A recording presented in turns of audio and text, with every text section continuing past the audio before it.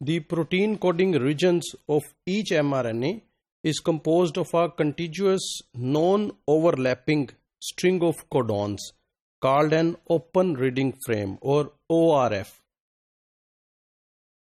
Each ORF specifies a single protein and starts and ends at internal sites within the mRNA.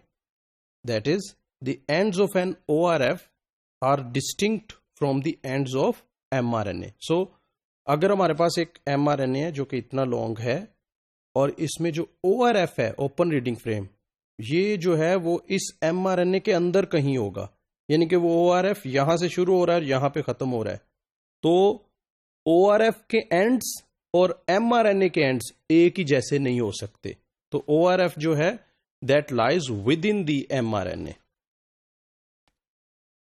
Translation starts at the 5' end of the ORF and proceeds one codon at a time to the 3' end. So 5' से शुरू होके 3' तक चलती जाती है. The first and the last codons of an ORF are known as start codon and end codon or stop codon. In bacteria, the start codon is usually AUG,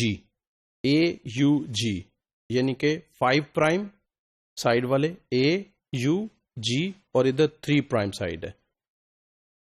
लेकिन इसके अलावा GUG और UUG ये भी जो है स्टार्ट कोडॉन के तौर पे एक्ट करते हैं.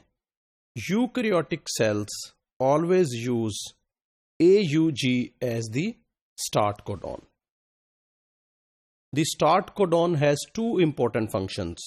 First, it specifies the first amino acid to be incorporated into the growing polypeptide chain. तो ये पहला काम तो ये कि पहले amino acid को identify करेगा, specify करेगा. Second, it defines the reading frame for all subsequent codons. तो ये रीडिंग फ्रेम को भी डिटरमाइन करेगा कि किस तरह से रीड होना है इस mRNA ने. Because each codon is immediately adjacent to the next codon and because codons are 3 nucleotides long, any stretch of mRNA could be translated in 3 different reading frames. जैसे कि आप इसमें देख सकते हैं, ये 3 एग्जाम्पल्स हैं जो 3 डिफरेंट तरीकों से रीड हो रही हैं, 3 mRNAs हैं. सो इस फर्स्ट केस में हम देखें तो ये AUG है, यहाँ से स्टार्ट होगा और यहाँ से स्टार्ट होने के बाद ये पूरा जो है वो रीडिंग फ्रेम है और UGA पे स्टॉप हो रहा है. तो ये जो है इसमें जो अमाइनो एसिड्स ऐड हो रहे हैं जैसे KAIFVL ये डिफरेंट हैं. दूसरे केस में अगर ये mRNA जो है ये यहां से स्टार्ट हो रहा है UGA से, ये तो जाहिर है UGA तो स्टॉप कोडॉन है, तो फिर ये यहां से स्टार्ट होगा AAG, फिर इसमें KQFLY. तो इन दोनों में देखें K तो चले पहले में दोनों में सेम है, आगे इधर A है इधर Q है, इधर I है इधर F है, इधर F है इधर L है. तो ये जो प्रोटीन्स बन रही हैं ये प्रोटीन्स, इनमें अमाइनो एसिड्स का सीक्वेंस जो है वो डिफरेंट है, इवन इनके साइजेस भी डिफरेंट हैं. और तीसरे केस में देखें कि यहां से अगर ये शुरू हो रहा है तो ये जो है पूरी प्रोटीन बनती जा रही है और इसमें स्टॉप कोडॉन ही नहीं अभी तक आया. तो इसमें भी देख लें ESNF, इसका सीक्वेंस जो है इन दोनों से बिल्कुल डिफरेंट है. तो इस तरह से ये जो है ये 3 डिफरेंट पॉसिबल रीडिंग फ्रेम्स हैं जो कि mRNA से रीड किए जाते हैं और इसके रिजल्ट में डिफरेंट टाइप्स की प्रोटीन्स जो है वो बनती हैं. Once translation starts however the reading frame is determined.